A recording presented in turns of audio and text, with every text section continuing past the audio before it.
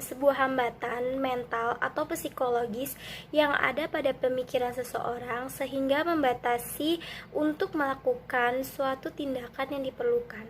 Nah, mental blocks ini atau limiting belief itu sangat mempengaruhi pada psikologis seseorang, dan juga di sekeliling kita tuh masih banyak banget orang yang hidupnya tuh dengan rasa ketakutan. Itu kadang kita merasa ketakutan saat kita mencoba atau kita mau memulai, terus karena kita punya suatu cemoohan dari seseorang itu, kita udah dapet cemoohan kayak misalnya gini, kok kamu tuh gak bakalan bisa kok dapetin impian kamu ini, kamu udah ngedown duluan pikiran negatif orang-orang itu gitu. Mental block ini juga ada di anak-anak yang dia tuh sering banget sehingga nggak percaya diri.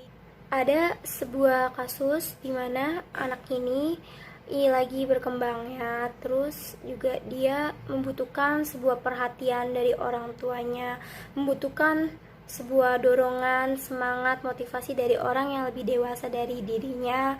Terus sehingga perhatian itu tuh nggak dia dapatin dari kedua orang tuanya atau dari orang sekelilingnya itu sendiri. Nah, seketika perkembangan psikologisan anak ini juga mulai terkikis dan menjadi kurang percayanya diri. Jadi tuh kayak mental block itu terjadi pada sendirinya. Misalnya tuh kayak kita baru lahir nih, anak ya tuh adalah kertas putih. Terus dia belum mengenal apa-apa. Dia juga belum mengenal konsep yang namanya bodoh atau pintar. Nah, itu juga belum mengenal juga apa itu bakat dan tidak berbakatnya anak itu. Setelah berkembang, terus lingkungannya tuh mulai mengenalkan konsep-konsep itu, seperti kayak orang tuanya mengenalkan bagaimana sih cara belajar yang baik gitu. Terus konsep yang menilai diri orang, terus penilaian juga dapat juga dari tetangga, guru atau teman-temannya gitu. Terus misalnya juga aja deh dari ejaannya, terus ada sebuah dari dorongan orang tuanya itu atau yang gurunya ya, mungkin di sekolah gitu, tulisan kamu kurang bagus nih gitu, jadi kayak kok kamu bodoh banget gitu, terus kok kamu nilainya jelek sih, bodoh banget gitu, kamu bodoh deh, jelek nilai kamu gitu, gimana sih gini aja tuh nggak bisa gitu. Nah, di situ anak langsung mencantum di otak sadarnya tuh kayak gini, oh gue bodoh ya loh, oh aku bodoh, ternyata aku nggak pinter gitu, terus juga aku nggak bisa, ternyata mamaku aja bilang aku bodoh, guru aku aja bilang aku nggak dapat nilai bagus aja tuh bodoh gitu, berarti aku bodoh gitu.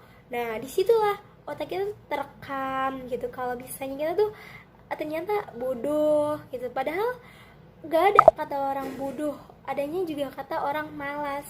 Coba kalau kamu terus belajar, mungkin kamu akan menjadi lebih meningkat, sedikit demi sedikit akan meningkat. Tapi karena ada faktor tersebut, ada orang, cemooh orang, terus kata-kata yang membuat dia ngedown, jadinya lah dan mindset kita tuh untuk nggak mau belajar lagi dan lebih memperdalam sesuatu itu nggak, jadi kurang. Mental block ini bisa kita yang namanya minimalisir atau kita cegah dengan cara-cara yang mungkin buat anak itu menjadi lebih semangat, lebih membangun lagi.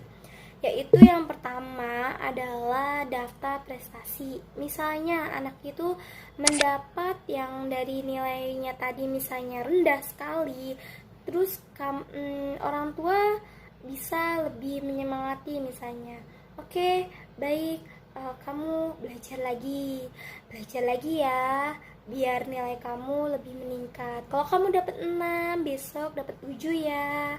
Seperti itu. Jangan langsung misalnya dapat 6, dapat 5, kamu besok harus 100. Enggak, itu enggak bisa. Anak itu enggak bisa dengan cara yang instan. Dan mungkin sekarang generasi instan, tapi dengan cara yang overall seperti itu enggak bisa. Itu bukan proses. Nah, terus juga lebih kecilnya aja atau lebih kesehari-hariannya aja. kayak misalnya anak itu susah banget bangun pagi gitu, terus misal kamu coba orang tua bilang saya gini, ayo bangun pagi sholat subuh gitu, besok bangun pagi ya kita sholat subuh gitu. Nah itulah yang membuat hal-hal kecil yang buat anak tuh kayak membangun dirinya gitu. Nah itulah yang namanya daftar prestasi, atau mungkin motivasi anak secara perlahan, lebih perlahan.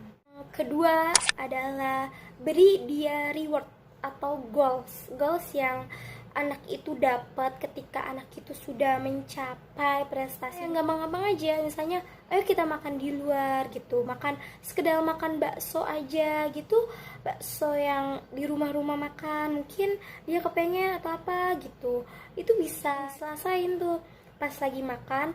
Oh ya, besok lagi kamu lebih tingkatin lagi ya, misalnya dapat 80, 85. Yang ketiga itu adalah kita sebagai orang tua atau kalian sebagai orang tua mungkin gini ya, membuat anak spesial atau membuat anak itu kita membanggakan diri, tapi memang kita harus bangga memiliki anak yang mungkin kita nggak akan tahu ke depannya itu bagaimana, kesuksesan mereka tuh bagaimana gitu.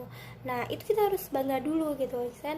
Kita beli spesialan, oh kamu bisa ya berbahasa Inggris gitu, kamu mau nggak belajar aja, kita les bahasa Inggris biar kamu tuh bahasa Inggrisnya tuh lebih bagus gitu. Itu kan memotivasi.